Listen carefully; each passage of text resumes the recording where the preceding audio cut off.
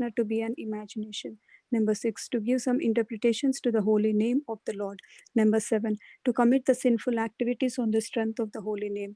Number 8, to consider the chanting of Hare Krishna as one of the auspicious ritualistic activities which are offered in the Vedas as fruitivity activity karma kanda. Number 9, to instruct the faithless person about the glories of the holy name. Number 10, to not have the complete faith in the chanting of the holy name and to maintain the material attachments even after understanding so many instructions on this matter. It is also an offense to be an inattentive while chanting. Every devotee who claims to be a Vaishnava must guard against these offenses in order to achieve the desired success, Krishna Prema. Once again, I thank you everyone for joining the call. I would like to hand over the call to Shama Gauri Mataji. Hare Krishna.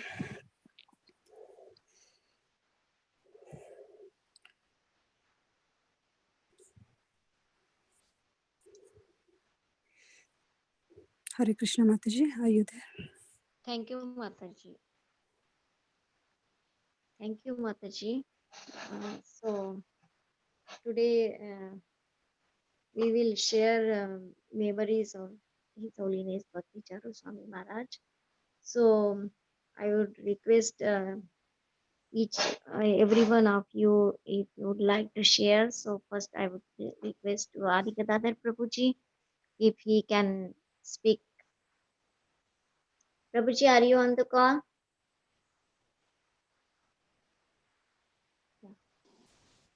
Yeah, Prabhuji has not joined yet. So by the time we can start with other Prabhujis, if they are ready.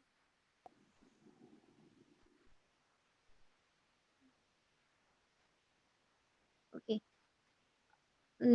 Preeti Vilasini Mataji, would you like to go? Okay, Mataji, I can go. Thank you, Mataji. Namam Vishnu Padaya Krishna Preshthaya Bhutale Srimati Bhakti Charu Swami Niti Namani. So Bhakti Charu Maharaj has definitely made a very, very heavy impact on the lives of many of us in this movement. He's known to have been the perfect gentleman in ISKCON. The ISKCON world has always seen him that way. In his speech, in his walk, in his talk, in every aspect of his life, we see that he has exhibited very, very wonderful Vaishnava qualities, always behaving very perfectly in whatever he does. He has always had a very polished and dignified demeanor, and everyone in this community will surely agree to this description of His Holiness Bhakti Charu Swami Maharaj. Just a little personal interaction which I thought I could share, because we are glorifying a great Vaishnava. This was a few years back in Atlanta, when Maharaj he used to visit Atlanta once a year. So at least on 2 different years, I had the fortune of staying in Atlanta at that time. And we had an opportunity to make breakfast for Maharaj on 2 different occasions. And of course, at that time in Atlanta, many of them were aspiring devotees. We just had a couple of initiated devotees. And in Atlanta, our head cook, who's there to this day, who's Ganashyam Prabhu, he's a disciple of Bhakti Charu Swami Maharaj. So we were asked to help with cooking, because one of the aspiring initiates was also a part of our team. So we were asked to help with the cooking, and it was very, very nice. It was a great fortune for all of us to do that. Yeah, it was a great fortune for all of us to take part in that activity. And Maharaj was, his mood was such that he was very, very accommodative and very compassionate to the people who had come to serve. He knew very well that, we were new to cooking to him. We were new in cooking to him, and he did not insist on any specific diets or anything. He just said, you know what, you're all very new to cooking, for me. So therefore, just cook whatever you like. You cook idli, vada, dosa, pongal. I will eat that very happily. So he was very fond of South Indian breakfast, and even to this, till the last moments, he was very, very fond of South Indian breakfast. And he himself is a great cook, and everybody knows that. Everyone knows that he's one of the greatest cooks in the community. So everyone was also nervous to cook for him. So we were told again and again that Maharaj is a wonderful cook, so we have to be very careful about how we cook. And with great difficulty, we actually got the strength to make some simple breakfast. So the group of devotees, we got together and we decided to make idli, dosa, pongal, chutney, sambar, and all that. And Maharaj specifically, he likes coconut chutney. Maharaj's favorite is coconut chutney. Even if there are other chutneys also, somehow he's always looking for coconut chutney, and that is the first thing that gets over in Maharaj's breakfast platter. And even while I think yesterday Ganapati Krishna Prabhu was also mentioning about how Maharaj is always very careful about who's around, and if there are other Prabhupada disciples, he makes sure that they are all served well, they are served first, and then he is given the final plate.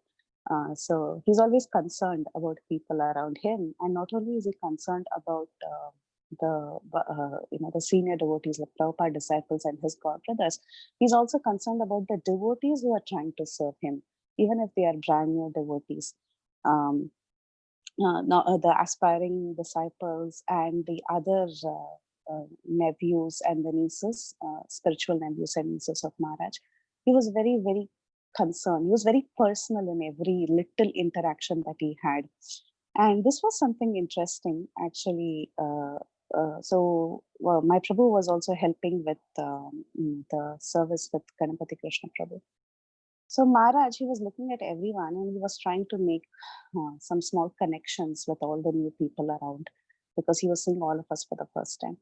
So we observed that Maharaj had a knowledge across various subject matters, not only spirituality and devotee care. He had knowledge about what was happening all around the world in a wide variety of topics. So the example that I wanted to say is that when we were serving breakfast, he was asking all the Prabhus who were present there. I mean, we were in the kitchen while the Prabhus were serving breakfast, and we were just standing a little away and seeing if Maharaj needed refills. So at that time, when he was talking to the Prabhus, he saw that his disciple was there, and then my Prabhu was there. And then he started asking him where he works. And he said he works in management consulting. And suddenly, Maharaj, he had such an interesting topic that he wanted to speak about the latest emerging trends in technology and business. And we were all so awestruck. I mean, Maharaj is okay. The Prabhus who are all there now, they are all going out. They are working.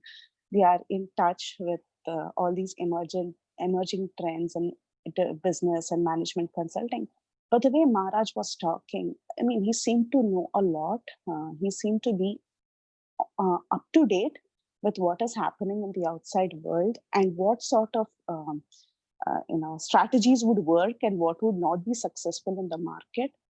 So he had a complete grip of everything, and this was really, really amazing to us. And how he could just switch according to the person. He could speak to the person according to their interest and according to what they will kind of get interested in. So he would see the spark in everybody and he would engage conversations based on that. So it's amazing personality. And right after and he very happily ate everything. And the greatest quality of Maharaj is that he's such a great cook. But after eating, very, very, I mean, even his eating also, it was not like, just eating for the sake of eating. He was relishing everything. He was appreciating the devotees' efforts in cooking. And he would ask, what is this? What is this? And how did you make it? He would ask all these questions. And then after everyone was done, after his godbrothers departed, left that place, sorry, after they left the kitchen, the dining area, he washed his hands and then he came and he sat with all of us. So that was the personal reciprocation that he used to have. For a person who's so tight on schedule, because these Maharajas, they come during festival times and it is very, very tight for them. They really don't have time to sit around. But he made sure that he came and he spoke to each one of us. He asked our names and he asked who helped with what. And then he was speaking about how nice the prasadam was. So that was such an amazing quality. He made us all sit down in front of him and he asked us, will you be eating now? Do you have enough prasadam? He came and he checked if we had enough prasadam. And then he was asking each one of us what we do in Krishna consciousness, how long we have been there, who's husband, who's wife, all these personal questions he was asking. It was very, very blissful. And the same thing repeated in the next few years. So Maharaj, this is what, not only his classes, I mean, all of us, we know how his classes are. He's a perfectionist in Harikatha. The tone in which he speaks, the content he speaks, the flow of the matter, everything is so perfectly arranged. It's really divine just to listen to him speak Harikatha. His kirtans are out of the world. Everybody knows that. It really melts the heart of people. Also, his personal interaction, that is something simply amazing. Simply amazing. Very, very calm, very composed, very dignified. And in one word, if we have to describe His Holiness, it is a perfect gentleman. He's definitely made a very, very great vacuum now without his presence. And one other point I just wanted to say very quickly is that we can see the presence of Maharaj through his disciples. Some of his disciples, who are trained by him, they have been exemplary in carrying out his legacy, in carrying out his mood.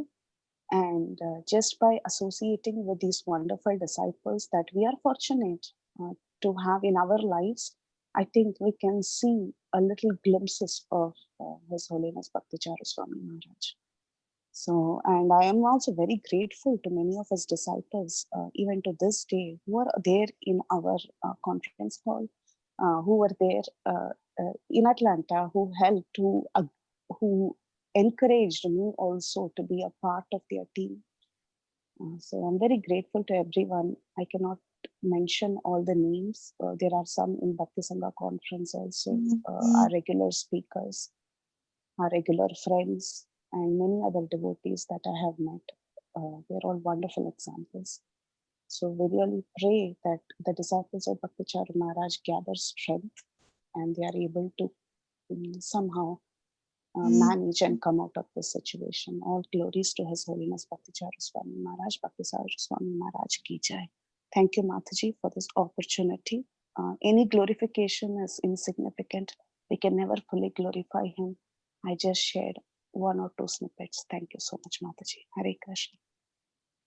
Thank you so much, Mataji. So next we have His Grace Adigadadar Prabhuji. Hare Krishna. Yeah, Hare Krishna. Thank you very much, Shama Gauri Mataji, for giving me this opportunity to glorify His Holiness Bhakti Charu Swami Maharaj. Namam Vishnu Padaya Krishna Pristhaya Bhutale Shrimate Bhakti Charu Swami Niti Namine. Namam Vishnu Padaya Krishna Pristhaya Bhutale Shrimate Bhakti Vedanta Swami Niti Namine. Namaste Saraswate Deve Gauravani Pracharine Nirvishesha Shunyavadi Paschatya Deshatarine. Jai Shri Krishna Chaitanya Prabhu Nityananda Shri Advaita Gadadhara Srivasadi Gaur Bhakta Vrinda. Hare Krishna Krishna Krishna Hare Hare Hare Rama Rama Rama Hare Hare. Hare Krishna. Srila Bhakti Charu Swami Maharaj had a very big positive impact in my life. I will share something very personal. I came to Krishna consciousness in August 1998 when I started my MBBS in Bombay. And I came to Bombay from a very small place called Akola. My parents were God conscious and we had Shaligram Shilas in our house since childhood. I grew up hearing the Hare Krishna Mahamantra and Ram Raksha and many other nice prayers. But I was not really a devotee. I had doubts about the existence of God, and I was totally into sense enjoyment. But after attending the hostel programs of Gaurang Prabhu, Gaur Gopal Prabhu in our boys' hostel, I started chanting 2 rounds. Then slowly started attending the morning japa sessions in the hostel and came to 16 rounds, and then later on got initiated. So the initial years of my Krishna consciousness were almost perfect. I had constant association of Yogatar Prabhu. I used to hang out in his room all day with him. I had very good association. Gaur Gopal Prabhu, Gaurang Prabhu, and many other senior devotees. Um, Even great devotees like Pankaj Andre Prabhu visited us in our boys' hostel. Sanat Kumar Prabhu would come, Govind Prabhu would come. And every morning we would do Brahma Murta Japa in one room. And then every weekend we used to go to Radha Gopinath Mandir. And so I practically grew up there from 1998 to 2003. The initial years were very perfect. In internship, every morning I would go for the morning program in Radha Gopinath on my motorcycle. Never missed a single day. So my initial days of Krishna consciousness were very ideal. I was very protected. But then I got married, and as the responsibility started increasing, um, I went through a very rough phase in my Krishna consciousness. 3 years of surgical residency in a rural place where there were no devotees, in a place called Savangi in the interior of Maharashtra, were very tough without any devotee association. But still, I managed to chant 16 rounds every day. It was very difficult, but I was able to do it because my wife was with me. Radha Bhav was with me. And then we came back to Bombay, and then we saw some better days. But then somehow we were not able to get a proper job with just our MS and MD degrees in Bombay. There was so much saturation of doctors. I decided to come to US and give it a try. And I left behind my son Gopal and wife Radha Bhav, and I came alone to US in 2007 as a student on a student visa to prepare for the USMLE exams for 1 year. And 2007 was a very, very bad year for me. 2007 and 2008. My Sadesati was going on. I'm sharing very personal things, my dear friends. And it was just a very, very bad phase in my life. I used to miss my 3-year-old son, Gopal, so much. I used to miss playing with him, seeing him. In those days, there was not so much, WhatsApp, Skype, and all those things.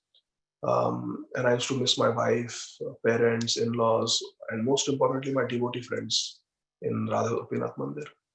I used to really, really miss them. And I was all alone in Orlando. I did not even know that there was a congregation in Orlando that time because there was no temple in 2007. The devotees would have Sunday feast in one Hindu temple. I did not know. I was not so internet savvy, and there were no websites at that time. ISKCON Orlando, nothing was there. So I did not know that there were any devotees. I thought I was all alone. And my cousin with whom I was living, he was busy doctor, and I would travel to Kaplan. It was a 2 hours drive, and back and forth every day. Then I had an accident. My car was almost totaled, and I had no money. It was really, really bad phase in my life. And I was, unfortunately, because I didn't have devotee association in 2007 and 2008, I took shelter of YouTube. And because almost since 1998, 1999, I had stopped watching cricket, stopped watching movies. Suddenly now I fell into Maya in 2007 and 2008.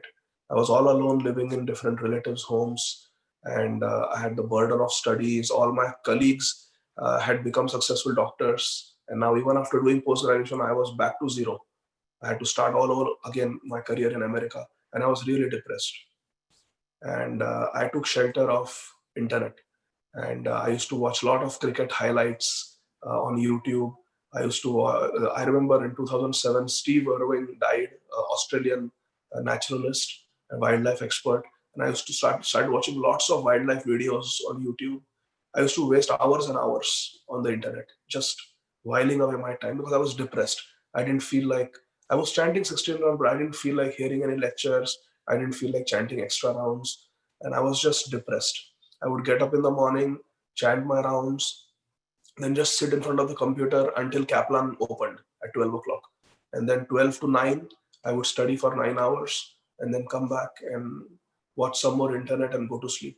That was my day. I was just depressed. I didn't want to meet anybody, talk to anybody. It was very bad phase in my life. And then I remember the relatives I was staying with, they were devotees of Lord Shiva. And in March 2008, they took me for Mahashivratri to a Shiva temple in Orlando. And I prayed to Lord Shiva and Lord Ganesh that please, I'm going through such a bad phase spiritually. I feel so weak spiritually. I was flourishing in my spiritual life when I was in Bombay in Sri Radha Gopinath congregation, and now I'm just down in the dumps. Please give me the association of devotees. Without devotee association, I'm finished. I prayed all night there, and everybody was chanting different mantras and 108 names of Lord Shiva and everything. And I was just in my mind chanting Hare Krishna Mahamantra all night. I kept awake. And the next morning, I got a call from a devotee. Her name is, that time she was Dipti. She is from Kerala originally, but very sweet devotee. She's still in Orlando. Her now initiated name is Divya Prem Devidasi, Divya Prem Mataji. So she somehow connected with me on the phone, and she told me, "Why don't you come to the temple on Gaur Purnima? We just opened a new temple on Rouse Road in Orlando, and you come." And then she said, "Bhakti Charu Swami Maharaj is coming for a Sunday feast, so you please come." So I was so excited. I went, and there I met Srila Bhakti Charu Swami Maharaj, and I knew him so well growing up in Radha Gopinath because he would come give so many classes. Maharaj would all the time glorify him. So he came, and I was very happy to see a pure devotee. After such a long time, I had seen no devotees, and now suddenly I'm in the presence of a pure devotee, Srila Bhakti Charu Swami Maharaj. I still remember I sat there, I was in jeans and shirt. I was coming straight from my school, from Kaplan. And I was sitting and I heard the whole lecture. It was such a sweet lecture Maharaj gave. And then he said, "Are there any questions?" And I raised my hand. I had so many questions, so much guilt, and I was feeling so weak spiritually. And I thanked Maharaj for his lecture. And then I asked him, "Maharaj, we come to Krishna consciousness." And I was initiated. I was very guilty that I'm watching all this nonsense, which my counselor had told me not to watch. So I told Maharaj, we come to Krishna consciousness and sometimes we just lose taste, we fall away from Krishna consciousness standards and we fall into Maya. We have spiritual fall down. How to deal with this situation? It is so depressing. And Srila Bhakti Charu Swami Maharaj was so understanding. It was as if he could see what is going on in my heart. He could see all my shortcomings. And he looked at me and he said that, "Don't worry, Prabhu. Even Bilva Mangal Thakur fell down from the platform of Bhav. Even Bharat Maharaj fell down from the platform of Bhav." And he described the 9 stages. He said there is some little faith which brings us to the association of devotees. Then there is Sadhu Sangha. Then there is Bhajana Kriya starts. When Bhajana Kriya starts, then there is Anartha Nivritti. And he said this 4th stage, Anartha Nivritti, is a longest stage. And it actually goes over the next stages. It still continues. But Anartha Nivritti is very long. And then there is Nishtha. Then there is Ruchi. Then there is Asakti. Then there is Bhav. And then there is Krishna Prem. And Srila Bhakti Charu Swami Maharaj explained to me that up to the 8th stage of Bhav, one can fall down. He said that risk is there. So he said, how do you prevent a fall down? He said, you do your sadhana very nicely, the process that Srila Prabhupada has given, and you associate with devotees. If you do these 2 things, you nicely associate with devotees, don't criticize devotees, just seek their association in a very humble spirit, be in the association of devotees and do your sadhana nicely. He said, you will never fall down. And it was just what I wanted to hear. Just what I wanted to hear on many fronts. Number 1, he gave me hope. He gave me example of Bharat Maharaj and Bilva Mangal Thakur. They also had a fall down. So what to speak of you? So he gave me hope. He was reassuring.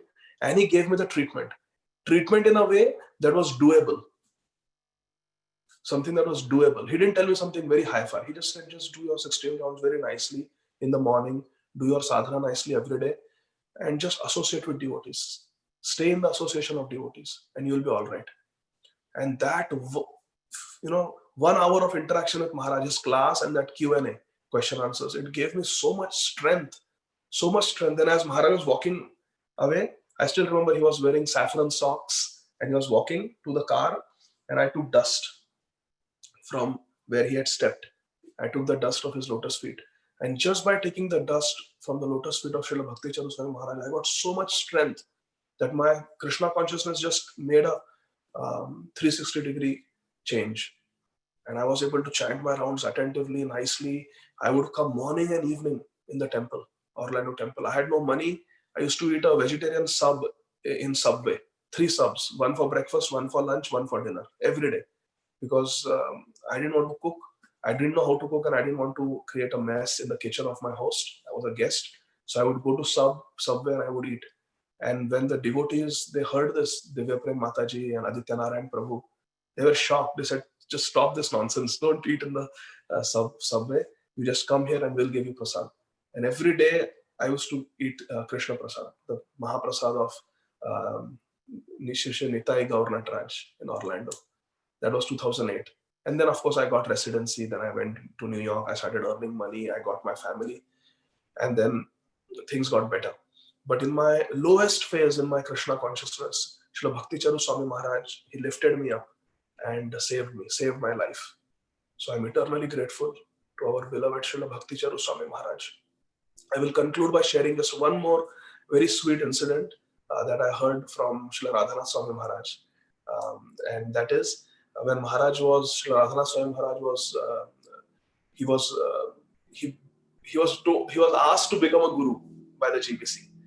And somehow hesitatingly he accepted. And then he was asked to become the GBC. And Maharaj just did not want to become GBC.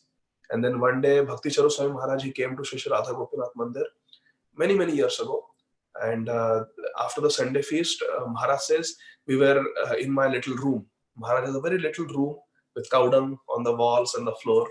Bhakti Charu Maharaj and Radhanath Swami Maharaj, they were there. And after lunch, he said, both of us were lying on our left side like this on the ground, on the floor, and we were talking to each other face to face. And Srila Radhanath Swami Maharaj said, I told Srila Bhakti Charu Swami Maharaj that Maharaj, I was so happy milking cows in New Vrindavan. I was not in the limelight. I was not in the spotlight. Nobody knew me. I would just worship Shri Radha Vrindavan Nath, and I would just milk the cows and take care of the cows and the deities, living as a pujari on that hilltop.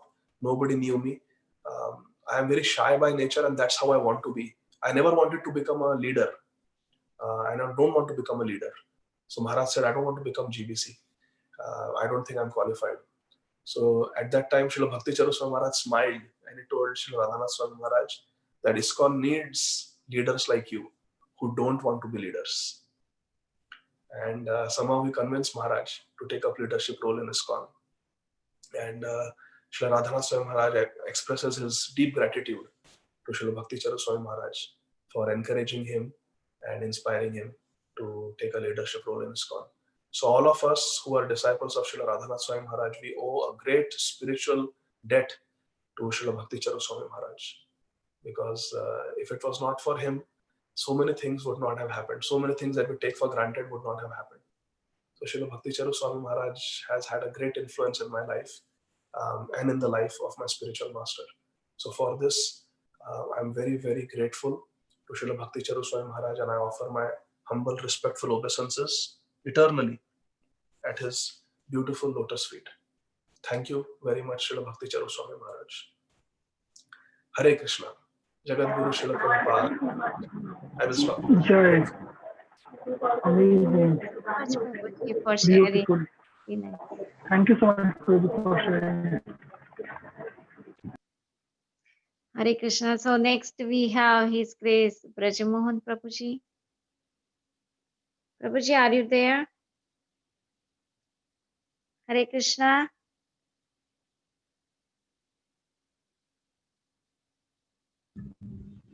Hare Krishna. Yeah, we can hear you, Prabhuji. 1 minute.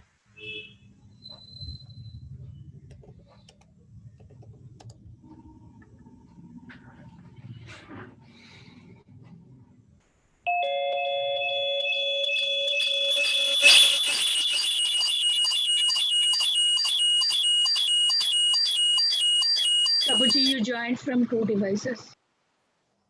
Okay.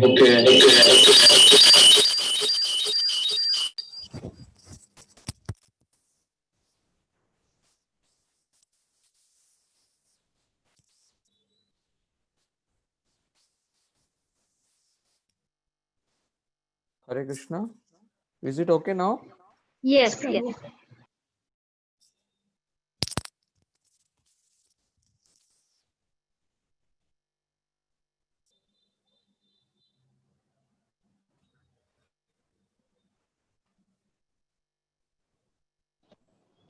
I still can't.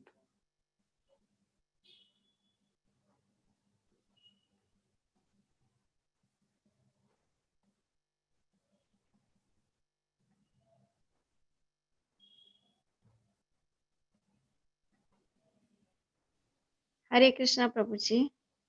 Yes, 1 minute. Okay.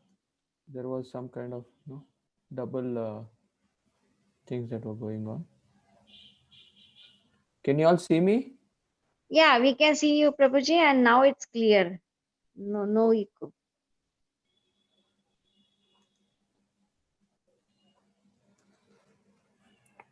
ॐ अज्ञानतिमिरन्धस्य ज्ञानाञ्जनाशलाकया चक्षुरुन्मिलितं येन तस्मै श्रीगुरवे नमः। नमो विष्णुपदाय कृष्णपृष्ठाय भूतले श्रीमते भक्तिचारुस्वामिनिति नामिने। नमो विष्णुपदाय कृष्णपृष्ठाय भूतले श्रीमते भक्तिवेदान्तस्वामिनिति नामिने। नमस्ते सरस्वती देवे गौरवाणी प्रचारिणे निर्विशेष शून्यवादी पाश्चात्य देश तारिणे। Hare Krishna. Extremely grateful for this opportunity to share something about my offering to His Holiness Bhakti Charu Maharaj and all the uh, assembled devotees on Zoom. And thank you very much, Adi Gadadapu, for sharing such a wonderful, heartfelt offering of how the words and the affection of Maharaj really help you to re-establish coming from such a pious background. And then now we can see how you are inspiring so many hundreds of devotees by a really heartfelt and classes and exemplary sadhana. Uh, I would like to share a few of personal reflections, personal experiences that I had with his divine grace Bhakti Charu Maharaj, and also something that I have been hearing from other senior devotees across this week. So there was something really wonderful that I heard from His Holiness Hridayananda Maharaj just 2 days back on the day when he passed away. He shared this the how Srila Prabhupada saw Bhakti Charu Maharaj coming to Krishna consciousness, and he was explaining that in the 1970s, Srila Prabhupada established the movement in the West that was the desire of his spiritual master that he fulfilled. But then he came back to India because it was his personal desire to establish the movement back in India, because even in India, the movement was dwindling after the whole Gaudiya Math collapse crisis. So he brought back the Western disciples and he was establishing in different places. And through them, he wanted to make the Indian population devotees. But as was the case that time, many of them really appreciated and were becoming life members to the Krishna consciousness movement. But hardly anybody was joining. The situation was similar. Previously, Prabhupada went to the West. Prabhupada was begging, at least give your one son to me, and then I'll train him up to be a wonderful Brahmana. But nobody was giving in spite of having 3-4 children with them. And even now, there was hardly anyone that was coming and becoming a dedicated disciple. And Prabhupada was really concerned about the future of movement in India, especially because of the political scene that was there. Like there was the rule of Indira Gandhi, and there was always this fear that if something we don't particularly follow, and there was this whole allegation that ISKCON is somehow connected to CIA, and all these people, are spying. So there was great uncertainty that in case the visas are cancelled for the Western devotees, then they have to go back, and then the movement in India will collapse, which was Srila Prabhupada's personal wish, desire. And therefore, in those days, we keep hearing that whenever Prabhupada met any type of political person, he always used to ask them that please grant my Western disciples visa. We hear this particularly with Srinathji Prabhu, N.D. Desai's father, who was MP that time when Prabhupada met him. This was the thing that can you make Jai Patak Maharaj Indian citizen? And so, and then Prabhupada also directly wanted to go and meet Indira Gandhi with this request. And Hridayan Maharaj was explaining that many disciples felt, especially the leaders that time, that it's risky to go and meet the Prime Minister, because in case the meeting doesn't go well, then even whatever little visas for 6 months they were getting, even that will be difficult to have. And but Prabhupada nevertheless took the risk and went and met, and the meeting was cordial, and then and even there, that was his request. And the whole thing that Rizan Maharaj was explaining was that how much Prabhupada was very much unhappy that no Indians were becoming devotees, and how much it rested on the Western devotees and how he wants them to stay. But then during the later years, when His Holiness Bhakti Charu Maharaj, who is His Holiness Bhakti Charu Maharaj became a devotee, it was such a joy and such a relief for Srila Prabhupada.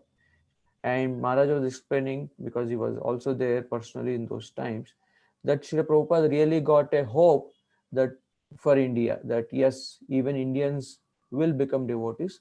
And especially Bhakti Charu Maharaj was coming from a Bengali family, aristocratic Bengali family. And there was this accusation since Bhaktivinoda Thakur times that Gaudiya Vaishnavism is usually for beggars. Even now, if you go to Bengal, you will see beggars chanting the Hare Krishna mantra with their harmonium and just begging. And that was the kind of uh, acceptance level of Krishna consciousness that was there in Bengal. And so for the whole Indian subcontinent, and also especially for Bengal, when an aristocratic uh, person like Bhakti Charu Maharaj joined, Prabhupada really got a lot of hope. So yes, Srila Prabhupada is transcendentally situated, but oftentimes used to feel discouraged when things were not going well, or devotees were fighting. And he also said that when devotees distributed books, this was told by Sachinandan Maharaj, that Prabhupada said that when devotees excel or dedicate themselves in their services, I feel very much encouraged. So, although it was Srila Prabhupada who gave so much hope to the whole world, in this particular context, joining of Bhakti Charu Maharaj gave so much hope to Srila Prabhupada about the India.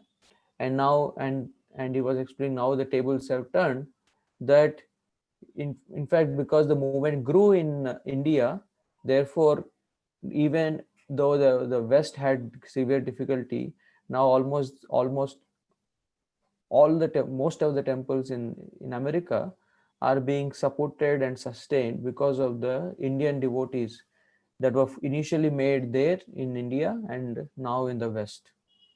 So there was a very amazing perspective that he presented, that how the Bhakti Charu Maharaj, because of his gentle demeanor and the background where he's coming from, it was really hope giving for Prabhupada. And he was saying that usually a father likes to have a child that will continue his movement, that will take up his business. And Bhakti Charu Maharaj, coming from his the same kind of background that he is coming from, an Indian, a Bengali, and scholarly, that could relate with the nuances of Calcutta. And so Srila Prabhupada really saw a spiritual son in Bhakti Charu Maharaj. So, and therefore he very soon accepted him uh, as very personal associate.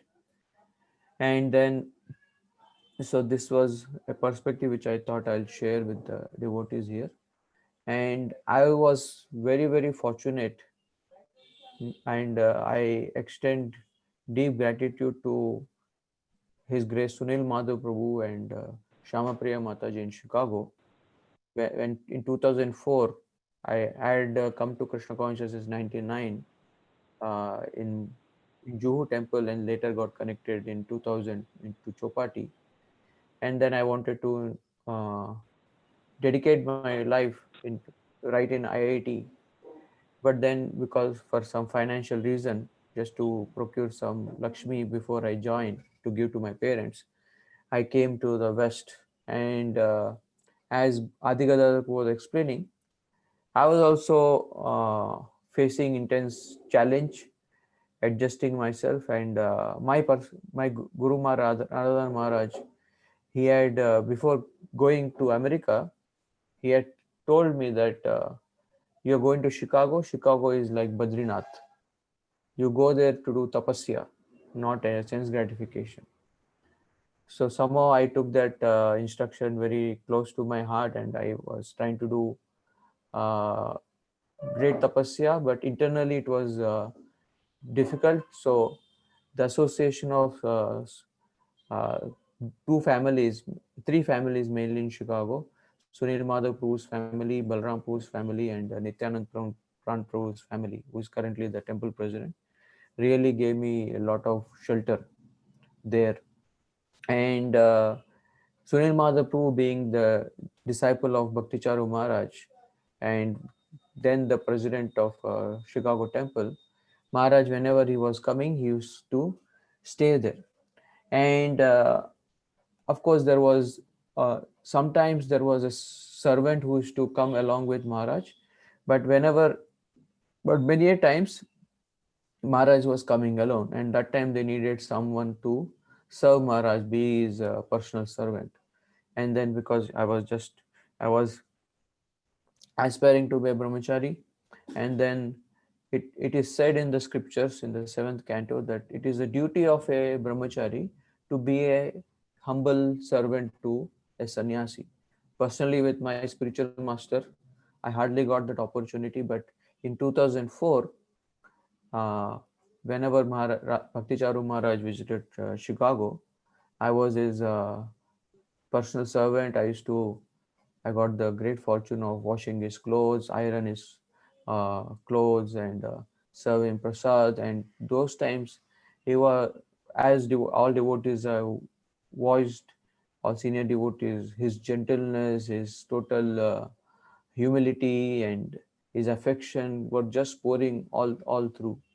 And I particularly remember once when we were serving Maharaj, and somehow this topic had come about Srila Prabhupada's final days.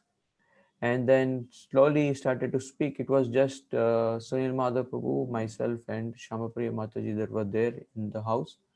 And then he started to just, it was not just speaking those last days. It was just he was living those, and he was just started to share, and almost for 3 hours he was just narrating. It was usually when we narrate, or when we have such a at a big stature, we think a lot to manage our energy. Like personally, when I travel, the more than managing my time, it is more about managing my energy. So where do I spend how much energy? There is a lot of thinking that is going on. But I saw Maharaj was just for 3 hours. He was just speaking to us about those last days. Unfortunately, because of my poor memory, I don't remember the whole story as he explained. Of course, the story which he usually says, but when he was just reflecting and just within himself, just trying to share all the difficulties, internal challenges he was facing, and it was really heart touching. And so 2004 I got that, 2004 to 2006, when I was in US, I got that great fortune, and I feel greatly blessed to have that opportunity to serve Maharaj. And later when I joined in 2006 as part of initial brahmachari training, we went to the Ujjain, because that's where Krishna was a brahmachari. Everywhere else, say in Vrindavan, in Dwarka, he was always surrounded with gopis. But it was in Ujjain that in the Avanti Desh, he was a brahmachari. So we all wanted to go and spend some time there. And we chose the time that Bhakti Charu Maharaj was there. So in 2008, we all went to be with Bhakti Charu Maharaj and hear him, uh, spend some time with him. And he gave so much time spending with all the new brahmacharis, and again so much affection. And the Govindas was there. Any of you that visited, he has built a world class temple, guest house, Govindas, all in apparently not so important place materially, like Ujjain. And so he said that I want to serve all of you pizza. And in 2008, uh, Chopati had Govindas, but it was and being brahmacharis, we didn't had much pizzas or much exposure to eating in different restaurants. But then he said, I from my side, I'll feed all the brahmacharis pizza. And we had a wonderful pizza party that Maharaj was had arranged. And some of as soon as you get into the party mode, usually then you become, sometimes you start to get wild. And there was the whole cold drinks section that was there. We were not aware that those were not sponsored by Maharaj. Maharaj didn't expect that we will just loot that aspect also. We all just barged in, some of us, not all of us, and Sprite and all kinds of cold drinks, along with all the things that we were eating. And later the temple really became upset, because it was a big bill that one was sponsored by Maharaj. And somehow they conveyed it to Maharaj, see, this is what we wanted to give them some nice time. And later we are also feeling sorry.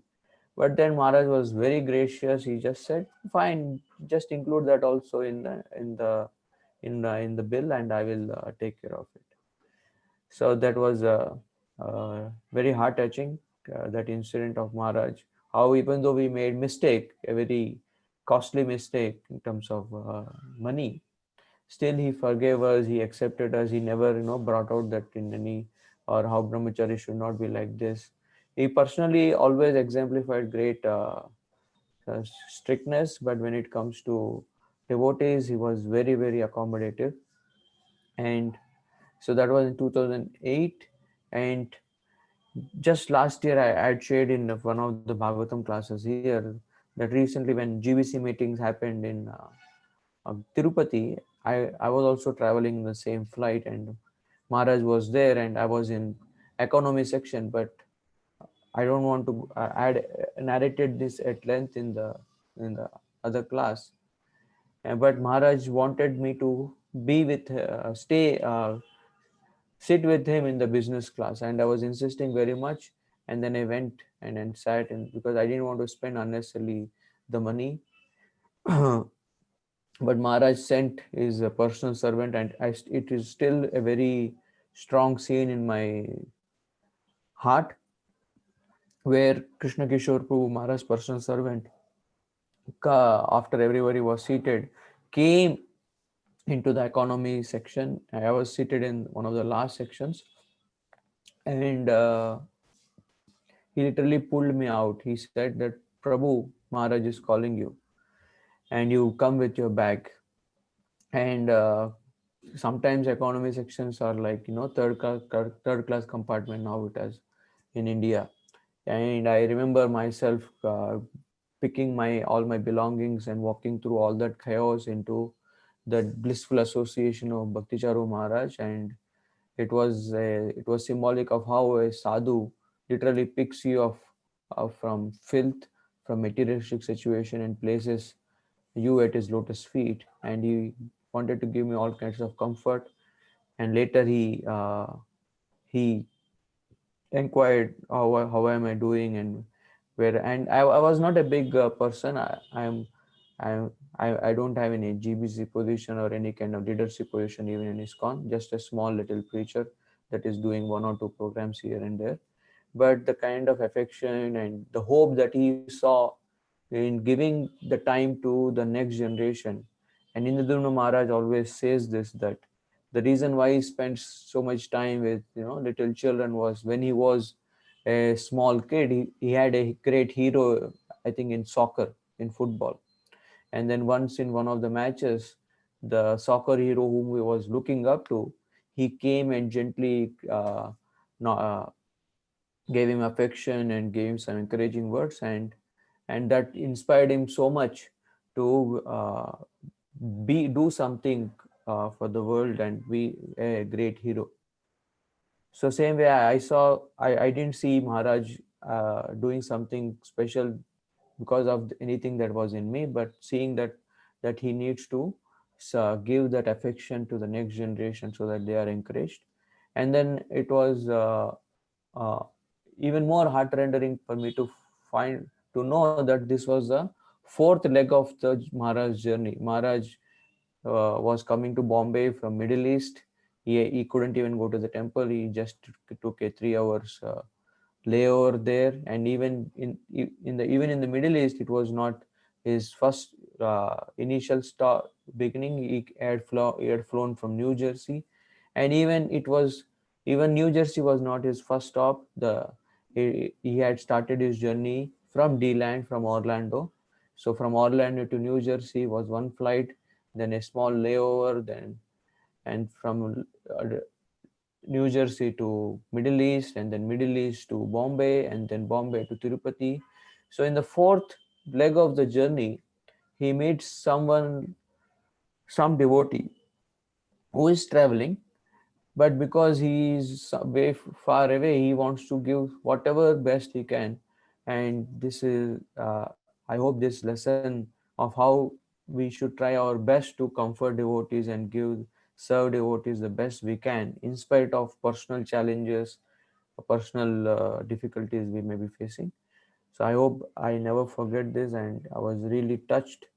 And I didn't share what happened after at the end of the flight, which was also a great quality of Maharaj, which I'd like to share here.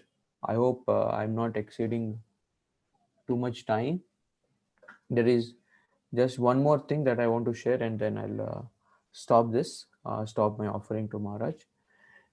Towards the end of it, along with us in the business class was also Narasimha Kavach Prabhu, who is the DT worship in charge. And so Narasimha Kavach Prabhu and they were discussing, and he was also talking to me many times, and he asked me about a book that I was reading, and he had asked me to send a copy, and then I arranged it later. And then towards the end of when the flight was about to land, Maharaj asked Narasimha Kavach Prabhu, do you have any luggage? And then Narasimha Kavach Prabhu also was traveling from some other place, so he had luggage. And then he asked me, do you have any luggage? And then I said, no, Maharaj, I just have a small backpack. And I- so then he told Narasimha Kavach Prabhu, Krishna Kishore Prabhu will get my baggage, and you also get your baggage. So you and Krishna Kishore Prabhu come in one vehicle. In the meanwhile, we'll proceed ahead. Myself and Brajmohan, we will go ahead. And I shouldn't say this, but there was some kind of surprise in Nursing Coach Prabhu's face, that Maharaj is leaving him, and he wanted to see what he can do best. He wanted to go early and be there for the meetings, meet devotees. And so then when this was communicated to the local coordinators, they were also taken aback, because they had arranged one big car with Innova, like a SUV that could accommodate both their big baggages and also Nursing Coach Prabhu, Maharaj, Bhakti Charu Maharaj and his servant. And then for me, they had sent a small little car. Say in India we call it Swift or I-10. So now, so they expressed that Maharaj, the luggage won't come in the small car. So Maharaj immediately said, then you keep the big car, then we will go in the small car. But good sense prevailed to those devotees, and they said, no, Maharaj, you go in the big car. So myself and Bhakti Charu Maharaj, we traveled, and in the journey, he was just speaking about how he was, because me coming from an IIT background, most of our discussions have always been scientific. Uh, it's the first time that Bhakti Charu Maharaj met me in Chicago. As soon as he learned that I was a nuclear physicist in BARC, and coming from IIT background, immediately he started to inquire about. The first thing he asked, that what do scientists say about moon landing? And then it was a long discussion that I had with Maharaj. And then now he started to speak about how we should also try to preach to the scientists, and he started to quote an experience recently, how he met a big Nobel laureate and how he questioned him something which he didn't have an answer. The life comes from life discussion, that how organic matter can come from inorganic things. And my intelligence and memory is so weak that I still don't remember, but at that time really appreciated his shrewd intelligence after such a long journey. And even then when he was meeting, how much his intelligence was sharp.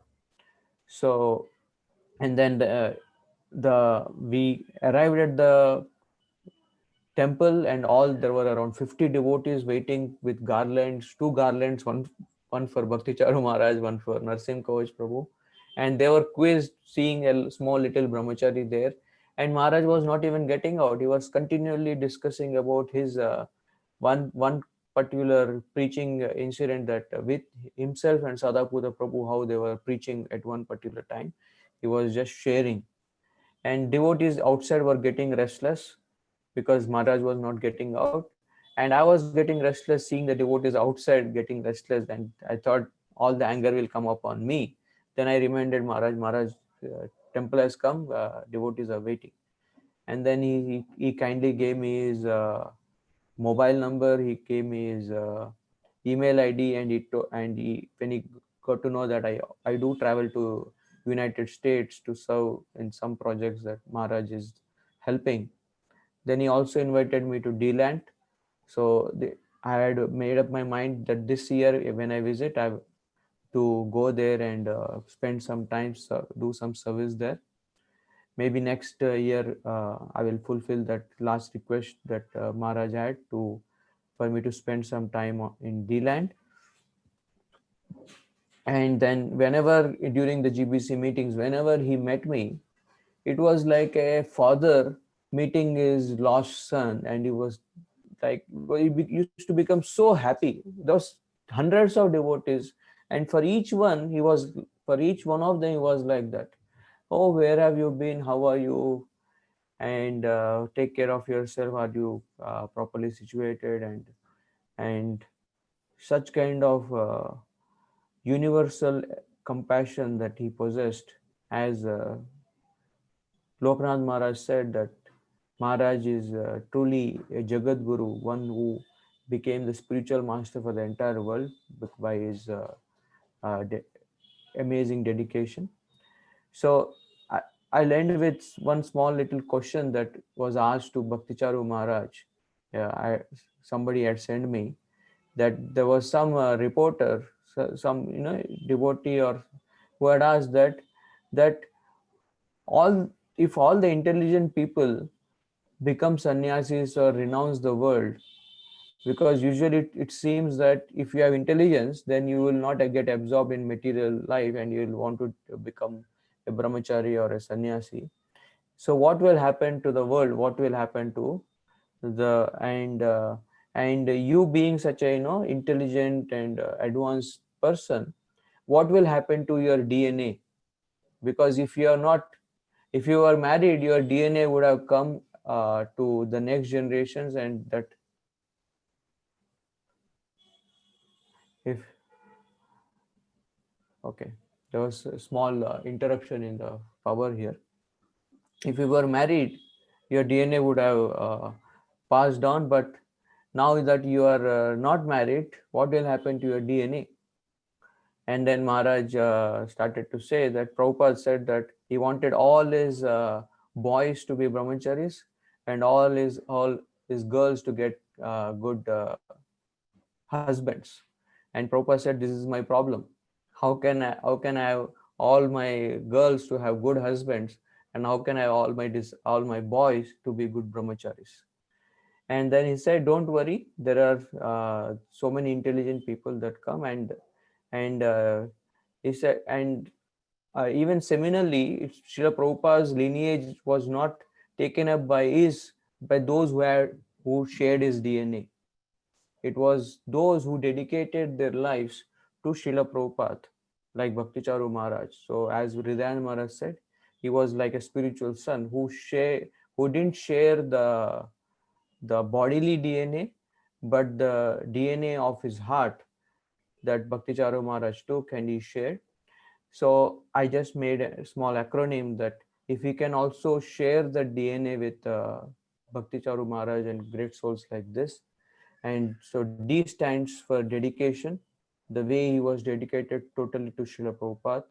If we can share that. And N stands for being non-envious. Almost all devotees share that the way he can be so generous and kind to everyone is because he was really non-envious. This was one of the first classes that I heard from Bhakti Charu Maharaj was dharma projita kaitavatra paramo nirmatsaranam satam.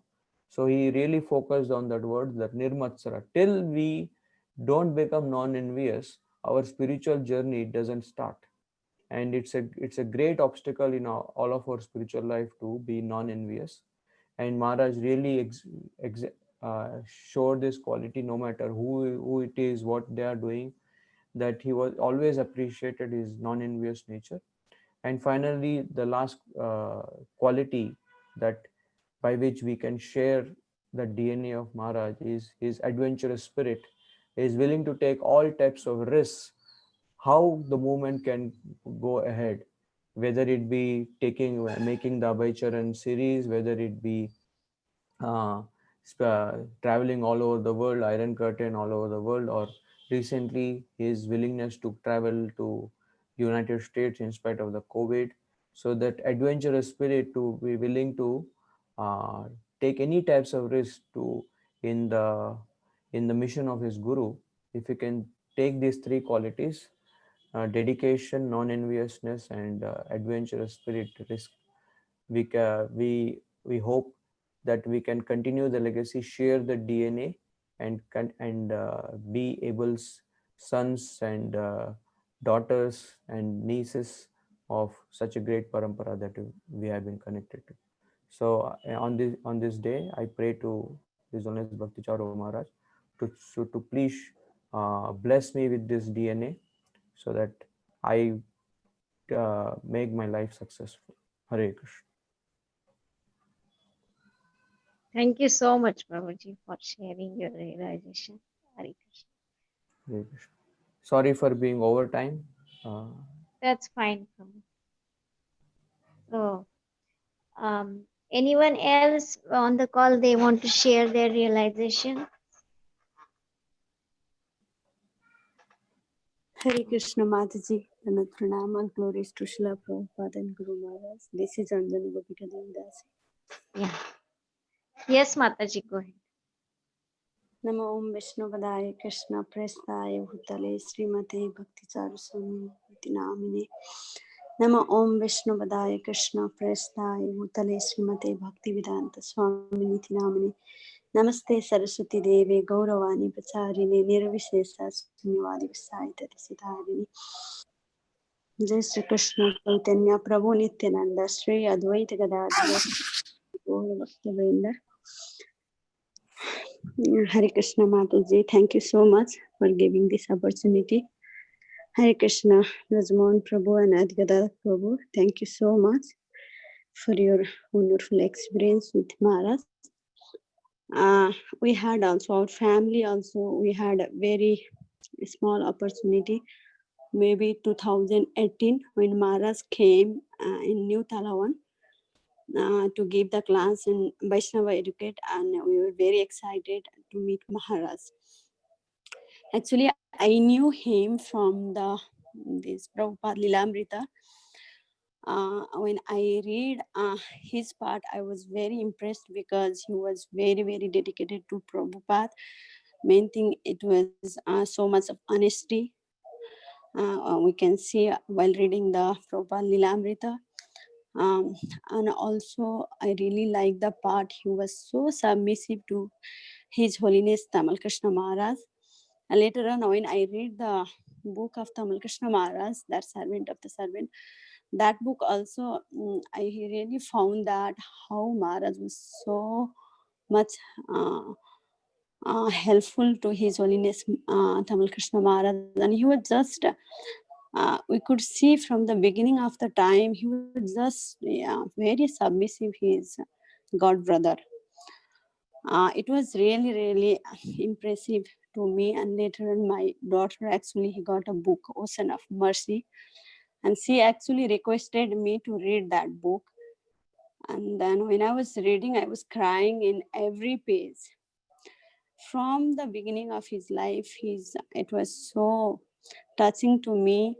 And finally, when he met with Srila Prabhupada, and then when he was connected with Srila Prabhupada, after that also, it was so touching how immediately they both, eternal father and eternal son, can connected each other. It was such a nice thing. I could feel. And then when I went there, in the beginning only, I could feel, means I was in my heart only somebody who dedicated his life for only Srila Prabhupada, I was so excited to see Maharaj. And while we were going to New Talawan, it was actually, it was great danger we faced on the road. Actually, it could be big accident also, but we thought it's only Maharaj's mercy. The wrong side, maybe that was the person who was following by the police. He was coming, the car was coming wrong side. We were also speeding highway, how it goes, yes. And that the road was very much corner, means we could not see that car. We could not even save ourselves, but we were in different lane. We are shocked by seeing that car is coming in the highway. Always there is a 2-lane, but we were shocked to see that car was coming and passing through us. And then immediately we thanked to Maharaj. Oh my God, how we saved. We went there, we just attend first session of Maharaj Vaishnava Educate. And then after that, after lunch, there was second session. And then in the middle, after lunch time, actually, I didn't know we could meet Maharaj, talk with Maharaj. I never thought we will get opportunity also, but somehow or other, we talked. Maharaj went inside to take his prasadam. We were outside, and then we were talking with the temple president. I don't know we could meet Maharaj or not, Prabhuji. We really want to take his blessing. And then Prabhuji said, immediately he arranged us. Yeah, you can go and meet with Maharaj. And there was one secretary, Maharaj secretary, secretary, and he arranged for us, and we could go inside. And I just felt somebody who dedicated his life for the Prabhupada mission. I see not different than Srila Prabhupada. Somebody is a strong representative. And Maharaj, how are you? Everything he asked very nicely. He talked with us. And then my Prabhuji, he was very difficult. He was looking for a job. He just finished his PhD, and he was looking his job. And we had some problem with our family, his family members also. And then he was sharing everything with Maharaj, and Maharaj was listening, and he was telling everything will be all right. And then it was so surprised after Maharaj's blessing only, maybe everything became so all right. We take as a Maharaj's blessing. And then Maharaj asked me, what you want? And Maharaj, I was just saying, I didn't think anything. Maharaj, I want your Mahaprasadam. And then Maharaj asked his secretary, give him Mahaprasadam, okay, later on. And Maharaj ate his lunch, and he gave me Mahaprasadam, we shared. And then Asra was also there, and then he really wanted to talk with Asra, and he talked with him, and then how many rounds you are doing, everything, and he gave the blessing. Last year also, 2019, we had opportunity to meet Maharaj in Deland. Somehow other, my daughter went Florida, her friend house, and then we went to picked her, and then that time Maharaj came in Deland, and we're again very eager to see Maharaj. Actually, we could not attend whole Brahma Samhita session, but actually we went to pick her. One day only we could attend the whole session, and we were very happy. When I saw Maharaj, there are so many children. There was whole retreat was going on.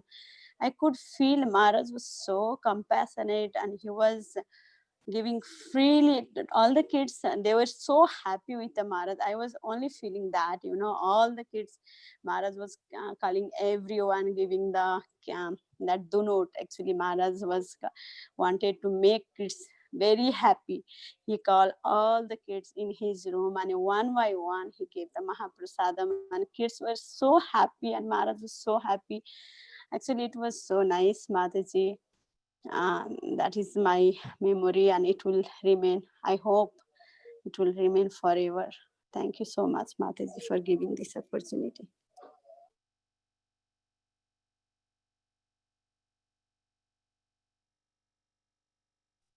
Thank you so much, Anjana Gopika Mataji, for sharing your realizations and your experiences with Maharaj. Anyone else would like to go next?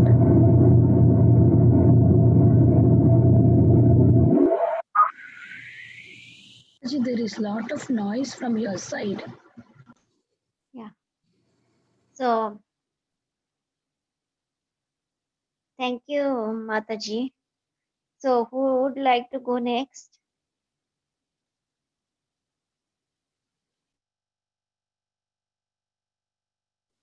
Hare Krishna. Hare Krishna Mataji, Dhanvat Pranam. All praise to Srila Prabhupada, all praise to His Holiness Bhakti Charu Maharaj. Mataji, I do not have any personal association with Maharaj, but then I just wanted to share my personal experience here. Like when I started listening to classes or like just on various topics, I always had that the classes which Bhakti Charu Maharaj has given, I always found that there was so much of instructions in it. And it was always like whenever I was looking for something, I always found many answers in his classes. And basically, his classes were like, that when we talk about Vapu and Vani. So I felt like, though I have not personally met him, through his Vani, there was so much of his association. Like I would really feel grateful to the devotees who shared the retreat live videos, because that was like I knew I couldn't go there personally, but then listening to his classes, and anytime, like when if you go through the retreat videos also, like any time of the day when he's giving classes, he would make the class so humorous, so that the devotees, like after, like I remember one of the class when devotees had assembled after the lunch, And then he would say that, okay, now you've come over here to doze off. Now you're come over here to sleep. So his classes were always so much of humor as well as instructions. And I just felt that I got so many things from his classes, and I still get. So this Vapu and Vani, when we say, from I did not have a direct association, but his Vani is always there. And like for me, I feel like Maharaj is not gone anywhere. He's still there in those classes. He's still there in his instructions. And for me, it is like, okay, I can take his association in that lifelong, because Maharaj is like he's everywhere in every field. He is, be his cooking or his dedication to Srila Prabhupada. And also, like, there are like so many posts also, and I see that when Rupini Mataji is there, she has mentioned that when a cow was being sold for beef, how Maharaj also like guided her, and then it was saved. So there is no field where Maharaj hasn't touched, and that itself is a blessing for us, that we can see him in each and every phase. And it is very small, like explaining in words is very hard, because just listening to his classes is giving me peace now, listening to his bhajans. And though I'm not fully understanding, but his Bengali bhajans and his Bengali accent, that itself gives so much of nectar. It is just, that is one of my realizations, that I can feel him in everything. Thank you, Mataji. Thank you so much. Hare Krishna.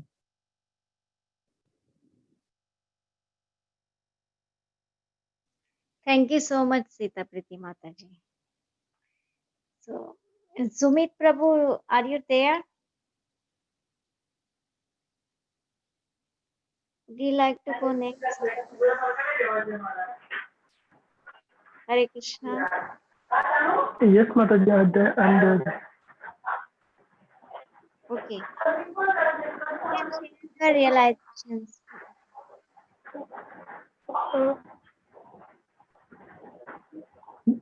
Mataji, I didn't prepare actually.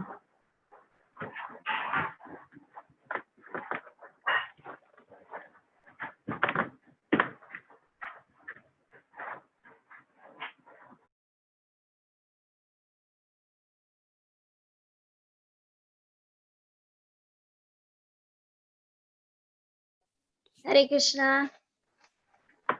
Hare Krishna, Mataji. I will try my best to offer my Yes, Prabhuji. offering to Bhakti Charu Maharaj. Namo Vishpadaya Krishna Prasthaya Bhutale Srimati Bhakti Charu Samiti Namane.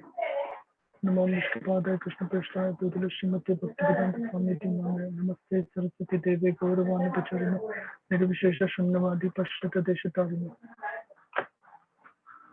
So I just want to narrate some pastimes about Bhakti Charu Maharaj, where Bhakti Charu Maharaj was so cared,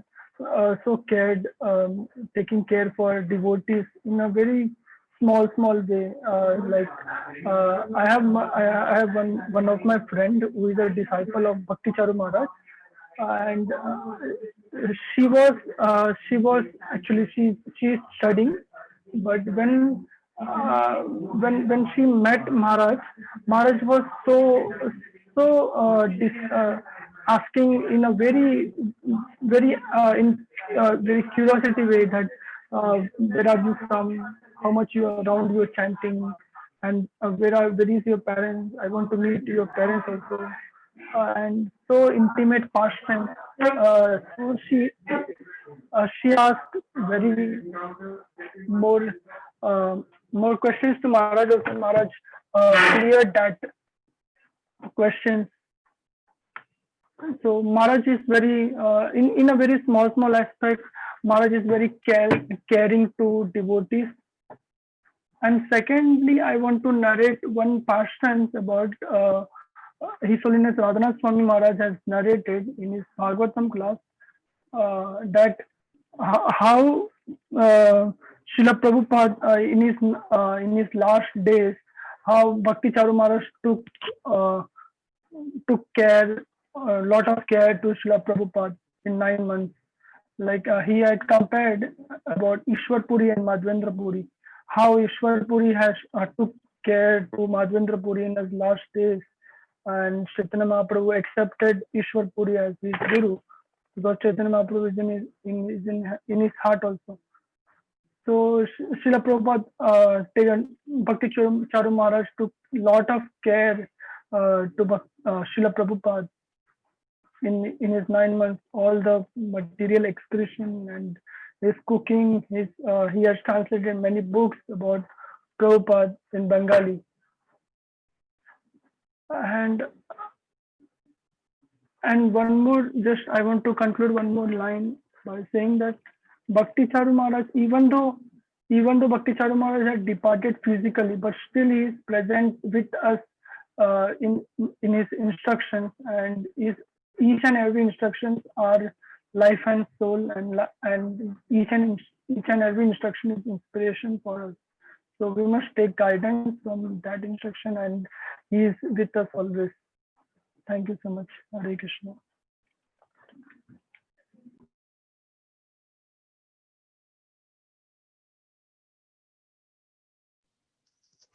Thank you, Prabhuji. Anyone else? Aruna Mataji? Mataji, she was just there, but she left now. She left? Okay. Anuradha Mataji? Hare Krishna Mataji, Dhanavad Pranam. Mataji, I had no personal experience of Maharaj, but yes, Mataji, being a Bengali, his bhajan were so, and first time when any bhajan that I heard, Vaishnava bhajan was by Maharaj, that is Amar Jivan, and that was so emotional. That's where I had an interest in learning bhajan, and it's all because of Maharaj. And even if I'm not his disciple, but I was very, very shocked and very sad. And I didn't have I did not see him personally, but his lectures in Bengali, being a Bengali, I can say I have never heard somebody speaking Bengali so sweetly. And his Bengali was so amazing. Like 2 days back, before this incident, this sad day, I forwarded one of his lecture to my Masi, and she's not a devotee. She does not follow our philosophy and anything ISKCON, but even she could appreciate that such a learned person, so sweetly he was speaking. And as Prabhuji said that, usually in Bengal, usually the beggars, they do sing Vaishnav bhajans, and they beg, and they don't think that very elite class people accept this philosophy. But yes, Maharaj is such an example for Bengalis, and his classes in Mayapur and in Bengali were so sweet. It was like never wanted them to get over. And the way he tells them, I mean, of course, in Bengal, all variety of people there, all classes of people are there. Those who understand higher philosophy and who may not be very educated and very literate, but his speech is so soothing and nice. It is for all. And I just hope that we get someone who can get that mood, who can preach forward, especially in Bengal, who could connect so easily to everybody. And I have no qualification to glorify him. How can I glorify him? But yes, Mataji, I just want to thank Maharaj that because of Maharaj, I got all my love or desire to learn Vaishnav bhajan, Bhakti Vinod Thakur's bhajan, and Narottam Das Thakur's bhajan, Mataji. So I pay all my sincere obeisances and very upset over the incident, but all obeisances to Maharaj.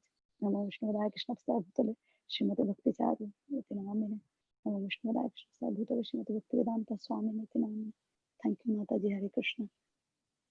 Thank you, Mataji. Mother Sucharya, would you like to speak something?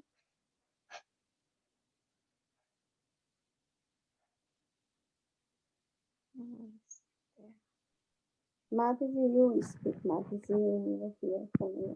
Yeah, she's there on the call.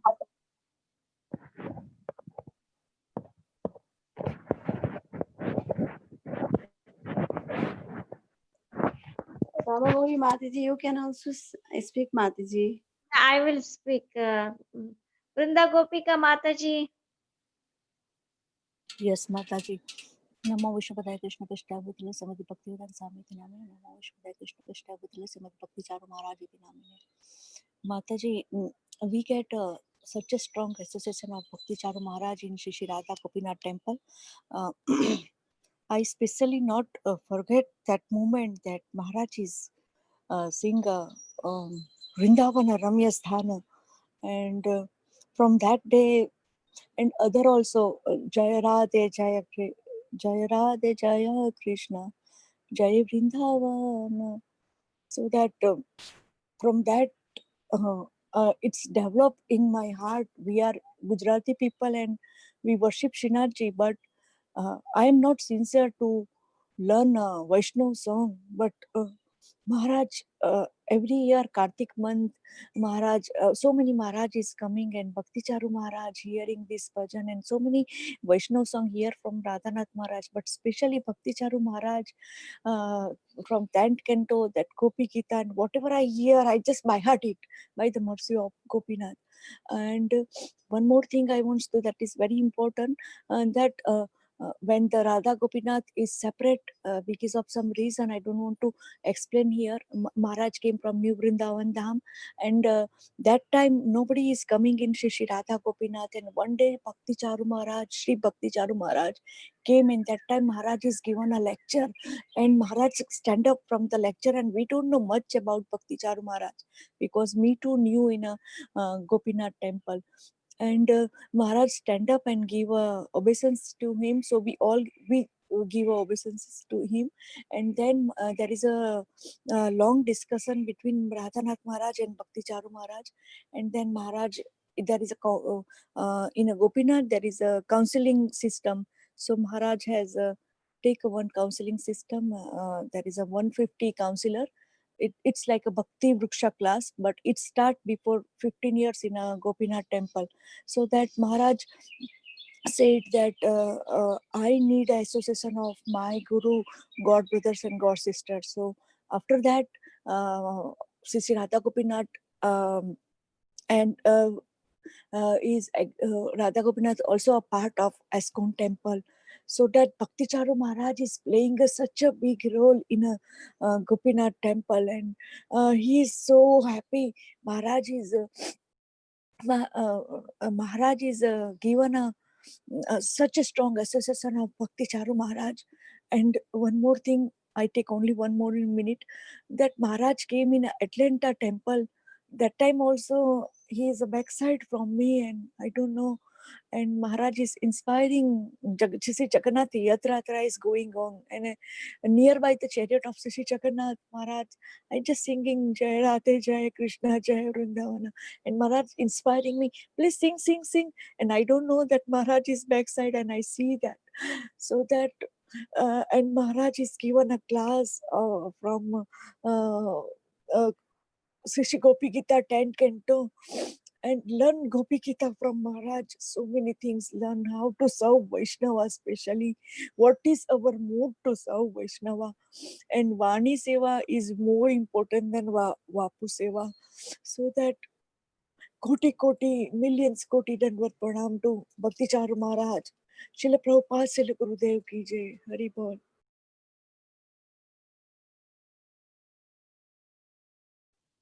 Thank you so much, Mataji. Yeah. Hare Krishna, Mataji.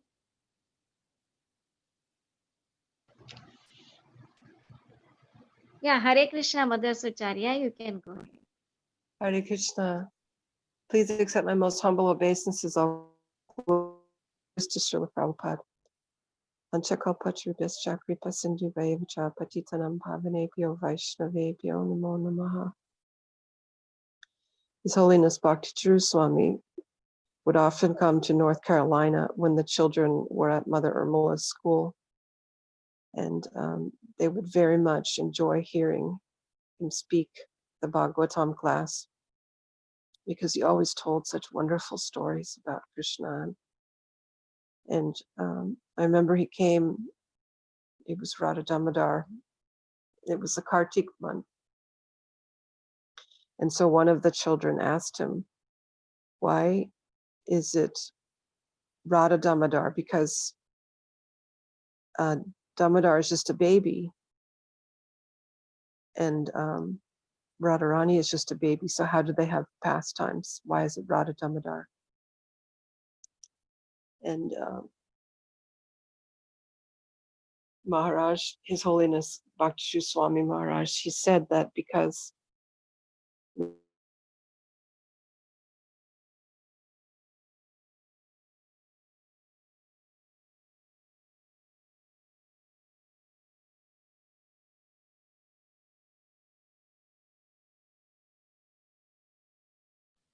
Hare Krishna. yes. Yeah. Can you hear me? Yeah, I can hear you. Okay. It's very shocking because we always thought Maharaj would always be with us. I didn't know him that well. I saw him a few times when he would come to North Carolina. And sometimes we would go to the retreats that he would have. He would always invite all of us to come to the retreats. And they were always very wonderful because he was always speaking pastimes of the Lord, and he would make every arrangement to serve the devotees and to make sure they were happy and give us Krishna consciousness.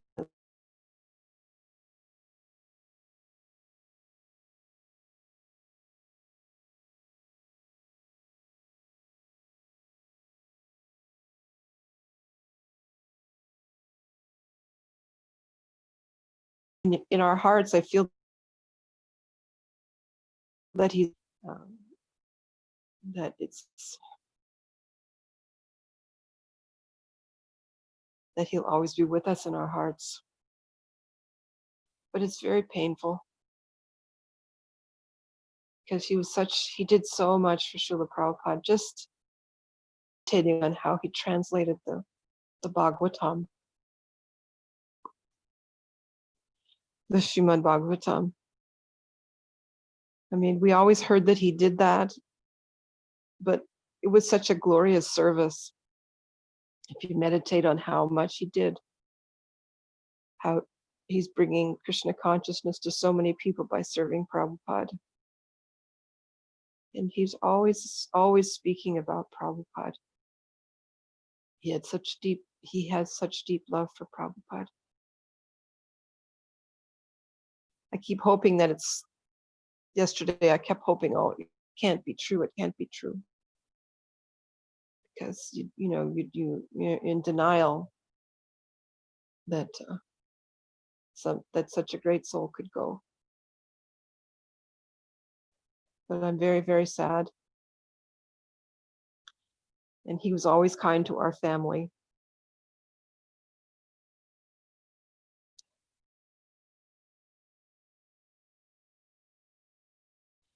I can't speak anymore.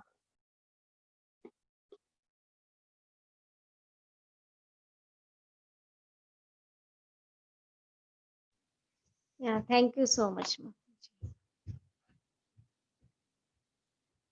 So, Hare Krishna. So, I would like to share some realizations about Maharaj. I heard about Maharaj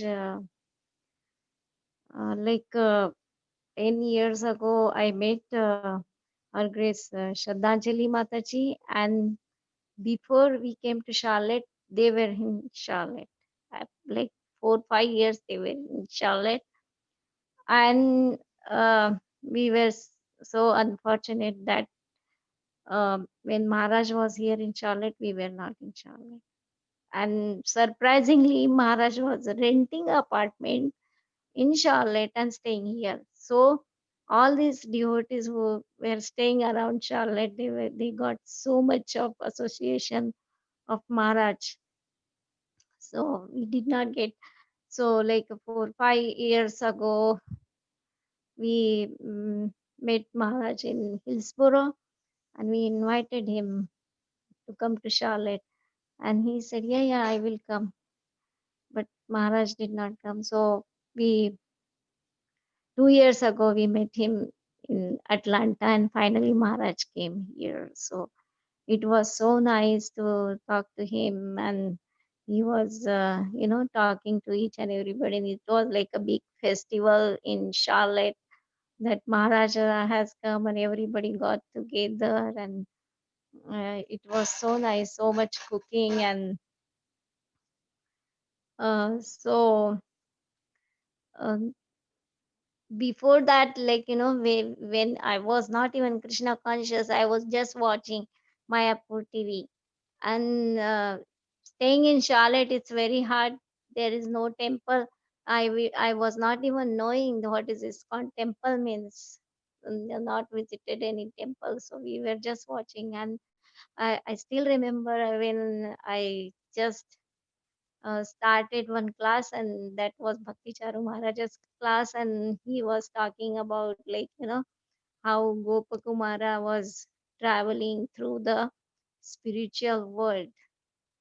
So that time I realized the meaning of that picture, who Krishna was hugging Gopakumara like that. So it was so nice. After that, I like that, and of course I like the singing of Maharaj. So I um, started listening Maharaj's classes and bhajans, and it was so nice. But simply meditating on Maharaj, that someday we will see Maharaj, and everybody is having the same experience, that we don't have much you know personal association with Maharaj, because all these sannyasis, they just come like only they show like jhalak dikhate hai. They just show the jhalak, that yes, sannyasis and Maharajas, they are like this, but you have to, whole life you have to meditate on what they do, and how they show by their example. They just come visit and show their personal, we are not fortunate staying in the temple, or something. We are stay at home, and uh, we just think that someday devotees will come and purify our house. So like that, they sometimes come. So uh, last year, like 2 times Maharaj came here, and Maharaj did retreat also in Charlotte. So we were very fortunate to hear Maharaj's classes in Charlotte, and actually Maharaj came to our Jagannath Nivas also, and he very nice, and he sang very beautifully. He sang Gopi Gita. So it was so amazing. And also everybody was talking about prasadam. So uh, when Maharaj came, we prepared so many things, and actually some devotees come here, so I don't make that many preparation. I keep it simple, and they also like it. And when Bhakti Charu Maharaj came, so that time uh, everybody prepare like five atoms. Everybody prepares. They, how many that will become? So many. I was thinking how Maharaj is gonna eat that. So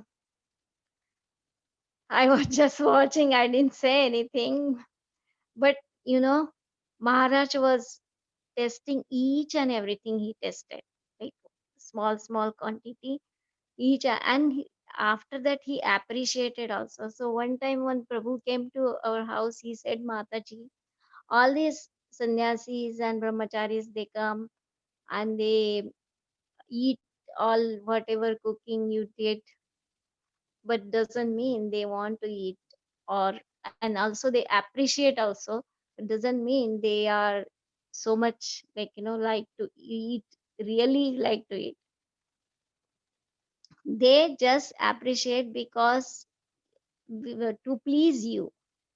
So to please the host, that oh yeah, you prepared so nicely, yeah, because you are putting so much effort in there, so they have to appreciate. So Maharaja was appreciating everything, and he gave the feedback that, oh, this was so nice, that was so nice. So I was so shocked, how he could remember all these things, and how, and he so I talked to Maharaj about his visit. Yeah, he was staying in Charlotte in 2000. So he was talking about those devotees who come to Hindu center, and they used to go to Maharaja's programs also. So Maharaj remembered them also. So such a amazing memory, and so much love for everyone. So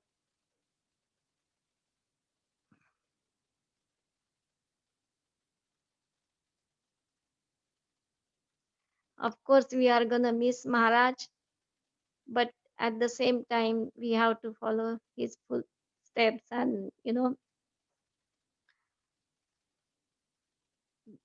follow his teachings, and he's always there in our memories, and his classes are there, and his instructions are there, so we have to hear his classes anyway. We do online, so we have to just follow Maharaja's instructions.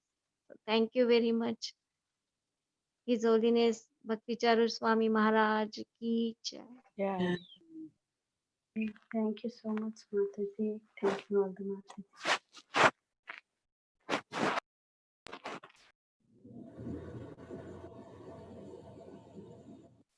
We can end, Mataji. Yes, Mataji, we will end here. वाञ्छा कल्पतरुभ्यश्च कृपा सिन्धुभ्येव च पतितानां पावनेभ्यो वैष्णवेभ्यो अनंत कोटि वैष्णव वृंद की जय। श्री प्रभुपाद की जय। हिज होलीनेस भक्ति चारू स्वामी महाराज की जय।